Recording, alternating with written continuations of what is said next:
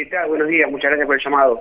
Bueno, Leo, consultarle primero, se viene declarando y muchos gobernadores lo han hecho, y también lo hizo el presidente, lo hizo el ministro Guzmán, lo hizo el jefe de gabinete. ¿Es este realmente el mejor acuerdo al que el gobierno podría aspirar con el Fondo Monetario Internacional, dadas las condiciones previas?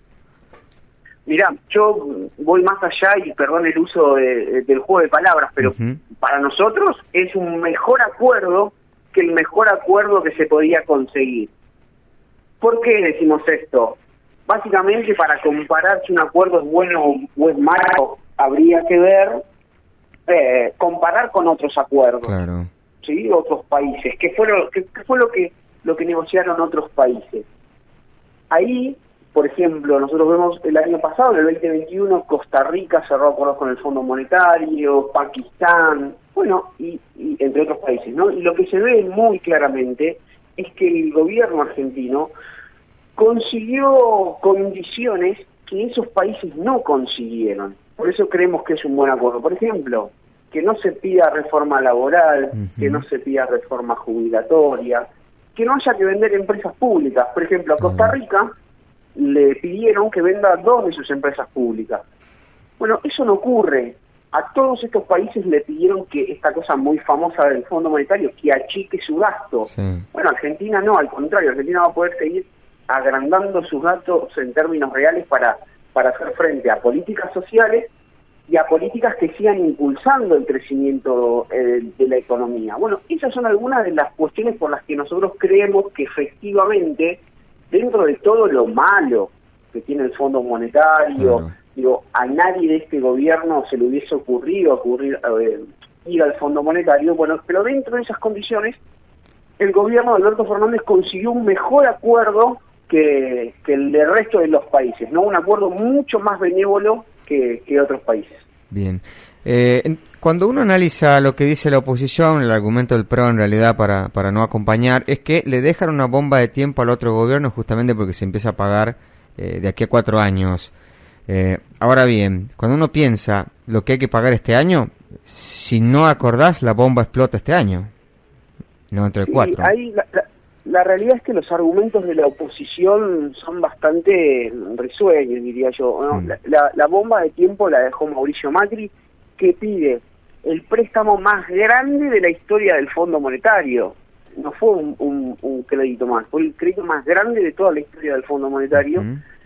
Y había que pagar entre 2022 y 2023 $40.000 millones. Eso es imposible. En 2 años, $40.000 millones es imposible.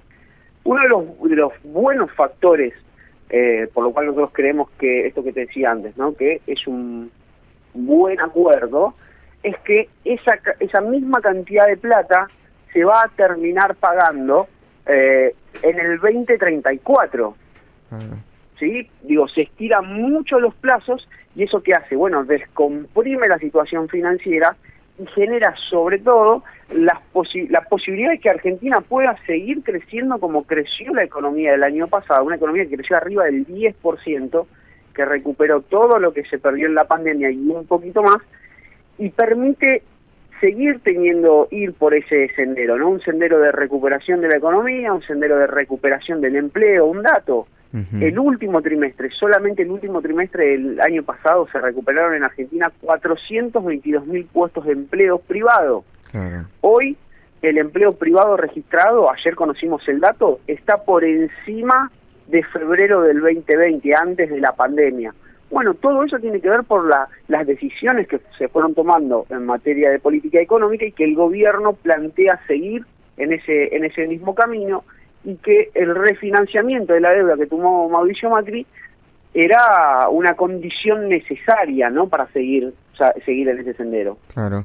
Se está hablando, por lo menos los grandes medios de comunicación de tirada nacional, están analizando mucho el tema de los subsidios, la rebaja de subsidios y lo que sería un incremento de las tarifas. Sobre ese punto central, ¿qué dice este acuerdo?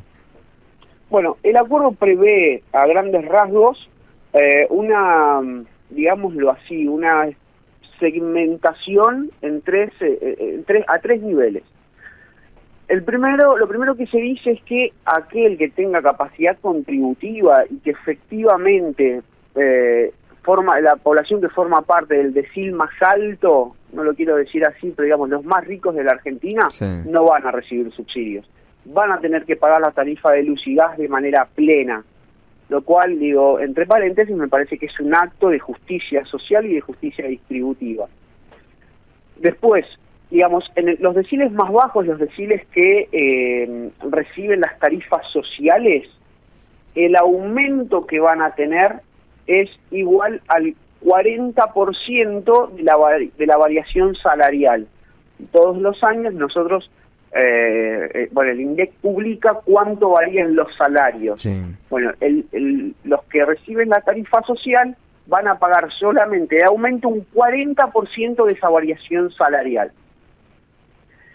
Y después digamos, los del medio, ¿sí? Ni los más altos ni los más bajos van a usar ese mismo indicador, pero van a tener aumentos de un 80% de su variación salarial. Es muy engorroso y se presta a confusión expresado así, Claro. pero para que nos entiendan, quien nos está escuchando, esto es, la luz y el gas necesariamente tienen que subir en un país donde hay una inflación como la que tenemos acá, pero con esto que yo les acabo de contar, lo importante es entender que van a subir menos que muchos otros precios de la economía, por ejemplo, ¿sí? Siempre menos que su salario, inclusive menos que otros precios de la economía. Como dijo Alberto Fernández, en Argentina se terminaron, por lo menos con este gobierno, los años de tarifazo. En la provincia de Buenos Aires, perdón el porteñismo, ¿no? Pero es donde tengo los datos donde vivo. En la ciudad de Buenos Aires y provincia, Mauricio Macri aumentó tarifas un 6.600%. Estamos hablando que este año las tarifas promedios van a aumentar alrededor del 40%. Bueno, eso es una gran diferencia y que permite a Argentina tener una oportunidad. ¿Por qué? Lo que viene ocurriendo sobre todo con esta maldita guerra entre Rusia y Ucrania, empieza a mostrar la importancia de la generación minera, la generación hidrocarburífera, y hoy Argentina está a punto de empezar a poder venderle al mundo gas, sobre todo. Entonces, traer inversiones es muy importante para la generación de empleo, muy importante para conseguir los dólares.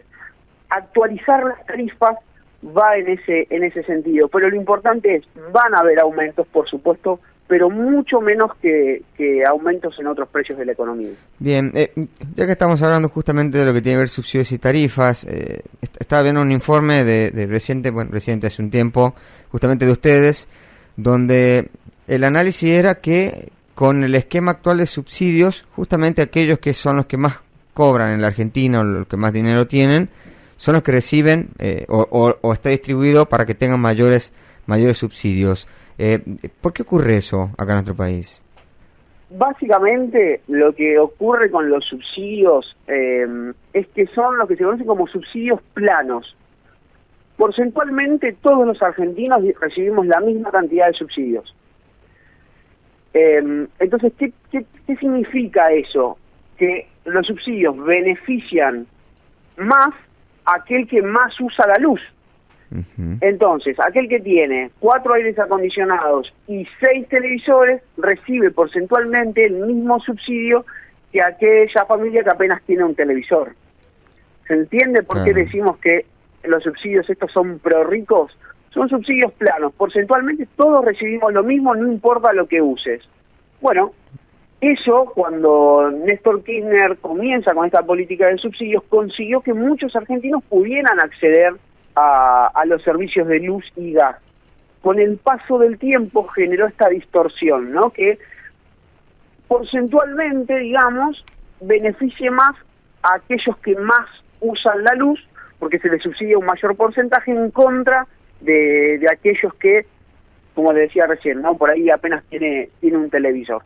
Esa política es la que está intentando el gobierno con esta famosa segmentación, que recién empieza, me parece que le falta mucho, pero apunta en dos sentidos: a fortalecer nuestras finanzas y que esos recursos se puedan utilizar para seguir generando empleo, y después tiene una clara filosofía de justicia social, que los subsidios vayan a los sectores que más lo necesitan. Claro.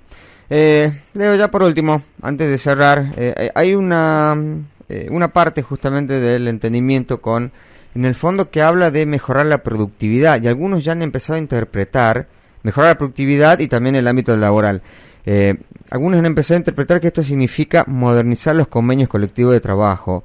En su opinión, ¿hace falta seguramente en algunos convenios que están bastante vetustos debe hacer falta, pero con el acuerdo del fondo, ¿obliga a rever los convenios colectivos de trabajo o ya es una decisión que debe tomar el gobierno? Te agradezco la pregunta. No, el acuerdo no, eso sería una reforma laboral. Bien. Y el presidente lo repite cada vez que puede. Este acuerdo y este gobierno no apunta a reformas laborales.